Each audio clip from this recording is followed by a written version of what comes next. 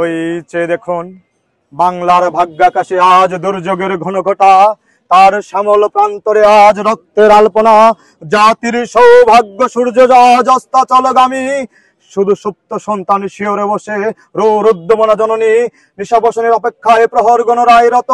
কে তাকে আশা দেবে, কে তাকে ভরসা দিবে, কে শোনাবে আশার বাণী? ওঠো মা ওঠো, মোছো তোমার অশ্রু জল, 7 কোটি সন্তান হিন্দু মুসলমান জীবন দিয়ে হলেও রোধ করবে এই মরণের অভিযান।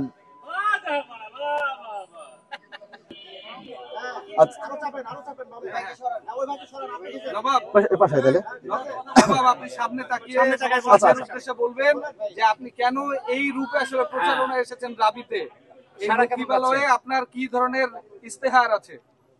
আচ্ছা, প্রথমে যে প্রশ্ন আসছে যে আমি কেন এই বেশি আসছি আর কি, তো আপনারা পুরো বিশ্ববাসী জানে যে নবাব সিরাজউদ্দৌলা ছিল আমাদের উপমহাদেশের, আমাদের অবিভক্ত বাংলার শেষ স্বাধীন নবাব। তিনি যখন পলাশীর প্রান্তরে পরাজিত এবং নিহত হন, তারপর থেকে বাংলাদেশের স্বাধীনতা আমাদের হাতছাড়া হয়ে যায়। আমরা পরাধীন জাতি হিসাবে প্রায় 200 বছর ইংরেজ ব্রিটিশ বেনিয়াদের রাজত্বের মধ্যে ছিলাম। তো তখন আমাদের উপর যে জুলুম, অত্যাচার, নির্যাতন, সেই ইতিহাস সবার কাছে জানা, এটা নতুন করে আসলে বলার কিছু নেই। তো আমি এখানে শুধু নির্বাচনী প্রচারণার দৃষ্টি আকর্ষণের জন্য আসছি এমন না, ব্যাপারটা হলো আমি একটা প্রতিবাদের জায়গা থেকে আসছি।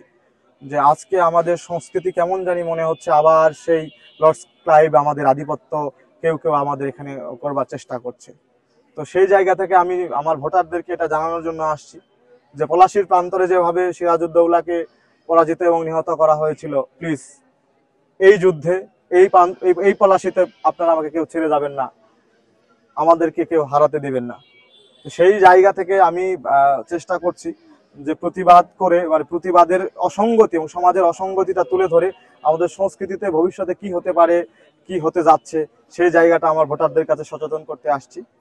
আমি আশা রাখি আমার শিক্ষার্থী বন্ধু, ছোট ভাই, বড় ভাই, আমার সিনিয়র জুনিয়র যারা আছে, তারা আর নতুন কোনো পলাশীর বিপর্যয় হতে দেবে না রাজশাহী বিশ্ববিদ্যালয়ে। আপনার নাম এবং পদনামটা, সারাটা কেমন পাচ্ছে? আমি ইতিবাচক সাড়া পাচ্ছি এবং খুবই উৎসাহ দিচ্ছে আমার ভোটাররা, আমার শিক্ষার্থী বন্ধুরা। তো এখানে আমি দেখলাম যে সবার মধ্যে একটা উৎফুল্ল ভাব, মানে ছুটির পর আবার নির্বাচন প্রচারণা আবার ঠিকভাবে এখনো সচল হতে পারেনি, কারণ এখনো সব শিক্ষার্থী ক্যাম্পাসে এসে পৌঁছায়নি। যাদের দূরে বাসা, অনেক 250, 300, 500 কিলোমিটার যাদের বাসা দূরে, তারা হয়তো এখনো এসে পৌঁছায়নি। তো এর মধ্যে নির্বাচনী প্রচারণা আবার জৌলুস ফিরতে শুরু করেছে। তো আমি সেই জায়গা থেকে যারা আছে ক্যাম্পাসে, যাদের সাথে আজকে দেখা হয়েছে, তারা আমাকে খুবই উৎসাহ দিচ্ছে। আমি উৎসাহ এবং উদ্দীপনার মধ্যে দিয়ে আজকে মোটামুটি একটা ভালো সাড়া পাচ্ছি আর কি। আপনার নাম? আচ্ছা, আমি আব্দুল্লাহ আল কাফি, আমি সংস্কৃতি বিষয়ক সম্পাদক পদপ্রার্থী। আমি ঐক্যবদ্ধ নতুন প্রজন্ম প্যানেল থেকে, আমার ব্যালট নাম্বার 2।